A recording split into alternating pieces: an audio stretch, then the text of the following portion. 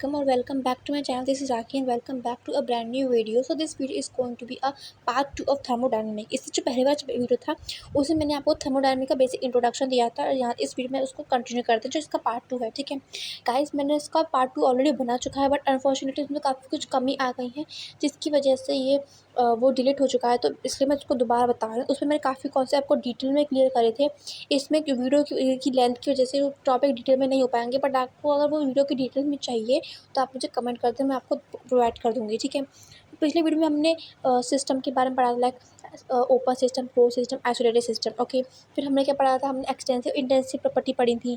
यहाँ पे आप एग्जांपल दे सकते हो ओपन और क्लोज सिस्टम और आइसोलेटेड में। यहाँ पे जो ओपन होती है हीट ट्रांसफर हो जाती है, मास ट्रांसफर भी हो सकता है, ठीक है, जो मैटर बोलते हैं। क्लोज में हीट ट्रांसफर नहीं होती, बस मास हीट ट्रांसफर हो जाती है बट मास ट्रांसफर नहीं होता। और जो आइसोलेटेड सिस्टम में नहीं तो हमारी हीट ट्रांसफ़र होती है और नहीं हमारा मास ट्रांसफ़र होता है। ठीक है, ये मैंने आपको बता रखा था।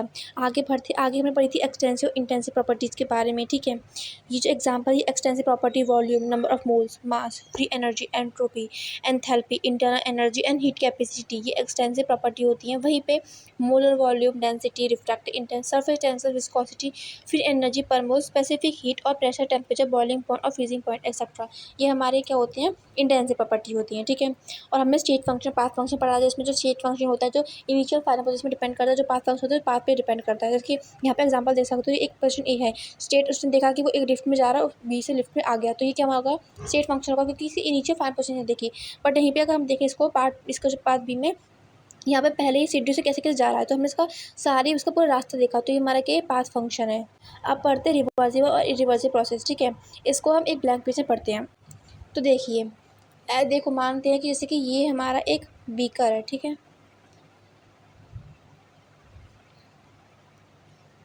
ठीक है, इस बीकर में यहाँ पे इसको यहाँ पे मैं साइड में बना देती हूँ स्पेस की वजह से।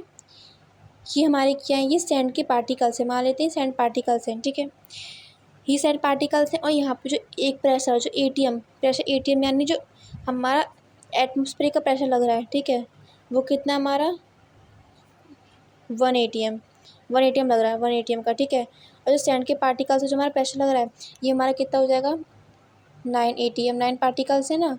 और सेम अंदर मान लो अंदर भी हमारे पार्टिकल्स है कुछ 9 पार्टिकल्स, जो इंटरनल जो अंदर से प्रेशर लग रहा होगा कि वो कितना लगेगा, 9 ATM। ठीक है, इसमें जो प्रेशर इंटरनल हो जाएगा, ठीक है, वो तो हमारा हो जाएगा 9 ATM। और जो एक्सटर्नल प्रेशर हो जाएगा, ठीक है, वो कितना हो जाएगा हमारा 10 ATM। ठीक है, केस 2 समझते हैं इसी का। सेम बीकर, ठीक है, यहीं पे सेम बीकर ले लेते हैं। अब यहाँ पे हमने पहले 9 पार्टिकल्स लिए थे, अब मानते हैं 8 पार्टिकल्स ले लेते हैं। ठीक है, 8 पार्टिकल्स हमने ले लिए।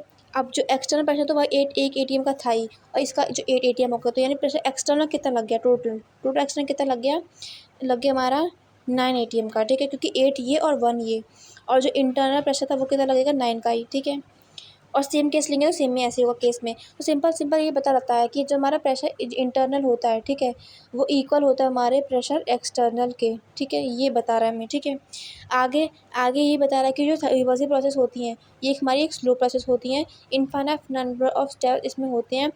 एक आइडियल गैस प्रोसेस होती है। ठीक है, ठीक है, एक आइडियल गैस प्रोसेस होती है और ही होते हैं क्योंकि हमारे काफ़ी हैं इसके एग्जांपल। ठीक है, ये एक इनफाइनाइट नंबर स्टेप में होती है, इक्विलिब्रियम होता है इसमें, और ईस्ट जो हर स्टेप को हम रिवर्स कर सकते हैं। मोस्ट इंपॉर्टेंट पॉइंट जो रिवर्स हो सकती है। ठीक है, तो ये हमारे था किसके बारे में, रिवर्सिबल प्रोसेस के बारे में। और जो मैंने आपको बताया सेम हमारे इरिवर्सिबल प्रोसेस में होगा। तो इसके यहाँ पे देखो हमें पॉइंट्स दे रखे हैं, इसलिए दे रखा है पॉइंट्स। ड्राइविंग इनफिनिस्टेबिलिटी स्मॉल, जो ड्राइविंग फोर्स स्मॉल होता है, ड्राइविंग फोर्स काफ़ी लार्ज होता है। ये वाला पॉइंट इसका रीड कर देना, इंपॉर्टेंट नहीं है आपके पॉइंट ऑफ व्यू से। रिवर्स प्रोसेस होती है वो रिवर्स हो सकती है, ये रिवर्स नहीं होती। आइडियल गैस प्रोसेस होती है, रियल प्रोसेस होती है। इवन एंड नंबर स्टेप होते हैं, इसमें नहीं होते। एक इमेजिनरी प्रोसेस होती है, एक हमारी नेचुरल प्रोसेस होती है। ठीक है, ये था रिवर्सिबल और इरिवर्सिबल प्रोसेस में। इन जो डायग्राम है ये बहुत इंपॉर्टेंट, आप इसकी हेल्प से समझ सकते हैं। ठीक है, आगे पढ़ते देखो, जो पहले वाला चैप्टर था जिसको हम बोलते थे स्टेट्स ऑफ मैटर, उसमें हमारा एक इक्वेशन थी जैसे बोलते हैं ideal gas equation P = nRT। ये बहुत इंपॉर्टेंट इक्वेशन है। अगर जैसे कि हमें वॉल्यूम निकालने किसी की भी, तो nRT को डिवाइड कर देंगे हम P से। और अगर हमें सेम ऐसे ही हमें प्रेशर निकालना हो, प्रेशर तो हम निकाल सकते हैं। ठीक है, इसको हम कर सकते हैं। तो ये वाला फॉर्मूला याद रखना इंपॉर्टेंट है। ठीक है, साथ में एक हमारा वर्क का फॉर्मूला आता है, जो होता है वर्क होता है वो हमारा होता है -P एक्सटर्नल डेल्टा V। ये हमारा इसका फॉर्मूला होता है, ठीक है। ये जो फॉर्मूला ये भी काफ़ी इंपॉर्टेंट है, ठीक है। आगे बढ़ते जो फॉर्मूला लिखा है वो यहाँ पे ये लिखा है, ठीक है। WPV इक्वल टू ये जो हमारा इंटीग्रेशन कर दिया है delta P equal to DV, ये हमारा इंटीग्रेशन के हिसाब से बाकी सेम है, ठीक है। अब हम पढ़ते हैं हीट के बारे में। हीट क्या होती है? But difference in temperature the total amount of heat transfer from one body to another, इसमें हीट जो यानी एक टेम्परेचर डिफरेंस में जो हीट एक बॉडी से दूसरी बॉडी में ट्रांसफर होती है उसे हम हीट एनर्जी बोलते हैं। साइन कन्वर्शन, अगर हीट ऑब्जर्व होगी तो हमारा पॉजिटिव होगा, हीट इवॉल्व होगी तो नेगेटिव होगी, यानी जा रही है तो ऑफकोर्स नेगेटिव ही होगा, ठीक है। इसे याद कर सकते हैं। अब मोस्ट इंपॉर्टेंट इंटरनल एनर्जी के बारे में पढ़ते हैं। इंटरनल एनर्जी काफ़ी इंपॉर्टेंट कॉन्सेप्ट है तो उसको आप ढंग से पढ़ते हैं, ठीक है। Sum of various type of energy related to system इसमें इंटर एनर्जी, यानी बहुत सारी जो एनर्जी होती है उन सारी एनर्जी का सम इंटर एनर्जी बोल सकते हैं। जैसे कि हमारे अंदर kinetic energy, potential energy, vibration, rotational, nuclear और मैकेनिकल, ये टाइप ऑफ एनर्जी है। इन सारी एनर्जी को हम कर देंगे तो हमारी क्या बनेगी? इंटरनल एनर्जी बनेगी। जो इंटरनल एनर्जी होती है वो इक्वल टू पोटेंशियल, ये सारी एनर्जी सबका हमारा सम होता है, ठीक है। Energy due to gravitation pull is not consider inter energy, जो एनर्जी होती है जो ग्रेविटेशन पुल उसे इंटरनल एनर्जी कंसीडर नहीं करेंगे। क्यों नहीं करेंगे? बिकॉज इंटरनल एनर्जी होती है वो जो हमारे क्या आती है इंटरनल अंदर से आती है। Internal energy can not be arising out of the body, वो बॉडी के आउट से नहीं आएगी। जो ग्रेविटेशन बॉडी जो ग्रेविटेशनल है वो बाहर से आता है एक्सटर्नल, इसलिए इसको इंटरनल एनर्जी कंसिडर नहीं करेंगे। It is impossible to calculate the absolute value of internal energy because it is not possible to calculate exact value of all type of energy at a time. ये बताता है जो internal energy है वो ऐसा possible नहीं कि उसके एग्जैक्ट वैल्यू निकालें, बिकॉज ये पॉसिबल ही नहीं कि इतनी सारी एनर्जी है उनका एक साथ सब निकालें एक ही समय पे, इसलिए पॉसिबल तो नहीं है। पर जो इंटरनल एनर्जी है वो एक एक्सटेंसिव प्रॉपर्टी है, एक स्टेज फंक्शन है, ठीक है। याद रखना इसको, इंपॉर्टेंट पॉइंट्स हैं 4 और 5। और relation between internal energy pressure and for 1 mole of ideal gas per unit volume. In ideal gas जो इंटरनल एनर्जी का जो फॉर्मूला जो होता है ना वो हमारा ये होता है, सॉरी इंटरनल एनर्जी का फॉर्मूला मैं आपको लिख के बता देती हूँ, यहाँ नहीं लिख रखा। इंटरनल एनर्जी का फॉर्मूला होता है हमारा डेल्टा U, जो internal energy equal to Q plus W। Q क्या होता है हमारा? ये हमारा होता है हीट, और जो ये है हमारा ये वर्क है, ठीक है। ओके, अब आते हैं हम जीरोथ लॉ ऑफ थर्मोडायनेमिक। इससे पहले property which arise out of collective behaviour of large number of chemical entities, ठीक है। इसका इंपॉर्टेंट है, इसको छोड़ सकते हैं आप, ठीक है। अब हम पढ़ते हैं जीरोथ लॉ ऑफ थर्मोडायनेमिक। देखो पहले इसको पढ़ते फिर मैं आपको बताती हूँ अपने वर्ड्स में जो बहुत सिंपल आपके लिए पड़ेगा। When two different system are in thermal equilibrium with third system separately then will also in thermal equilibrium with each other. देखो डेफिनेशन देखिए, आपको बहुत कॉम्प्लेक्स लग रही होगी, काफ़ी ईजी डेफिनेशन। देखो मान लेते हैं हम ए बी से रिलेट करते हैं। ए है एक हमारा, एक सिस्टम ए है, एक सिस्टम हमारा क्या है बी है, और एक सिस्टम हमारा क्या है सी है, ठीक है। अब मान लेते हैं हम, देखो यहाँ देखते हैं जो सिस्टम ए है वो क्या है हमारा सिस्टम, वो है इक्विलिब्रियम में है, किससे? बी में, बी से।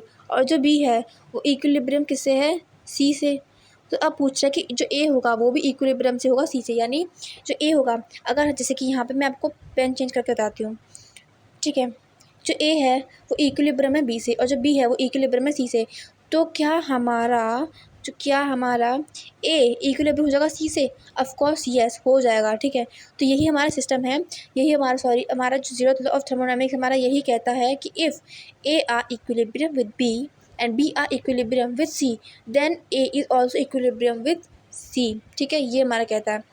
यहाँ भी ये लिखा है when two different system are in thermal equilibrium with third system separate, यानी मान लो कि ये एक है तो जो ये वाला ये इस इक्विलिब्रियम है, क्या बोला मैंने? जैसे कि मान लो इसको ये वाला है, ये वाला इस इक्विलिब्रियम में है और ये वाला इस इक्विलिब्रियम में, तो ऑटोमेटिकली जो हमारा ये जो होगा वो इस इक्विलिब्रियम में हो जाएगा, ठीक है। ये कहते हैं जीरोथ लॉ ऑफ थर्मोडायनेमिक्स, वो काफ़ी ईजी है, इसको सिंपल समझ सकते हैं, ठीक है। अब हमारा अदर टाइप ऑफ आइसोथर्मिक प्रोसेस काफ़ी इंपॉर्टेंट है ये हमारा, ठीक है। इसको पढ़ते हैं। इससे पढ़ने से पहले मैं वो कुछ और बेसिक टर्म बताना चाहती हूँ, ठीक, उसे पढ़ लेते हैं हम एक बार, ठीक है। एक हमारा टर्म हमारा यहाँ पे आता है, इसमें नहीं आता, चलो आगे बताती हूँ, मैं इसको आगे बताऊँगी आपको। तो चलो इसी को पढ़ लेते हैं। जो ये जो हमारा इंटरनल एनर्जी है आइडियल गैस की, उसे कैसे निकालेंगे? So internal energy of ideal gas निकालने के लिए एक फॉर्मूला है N3/2 kT फॉर मॉलिक्यूल्स। मोल के लिए निकालते हैं हम, मोल के लिए निकाल लेते हैं। मोल के मैं आपको मोल के लिए बताती हूँ, मॉलिक्यूल्स के लिए बता रही, ठीक है।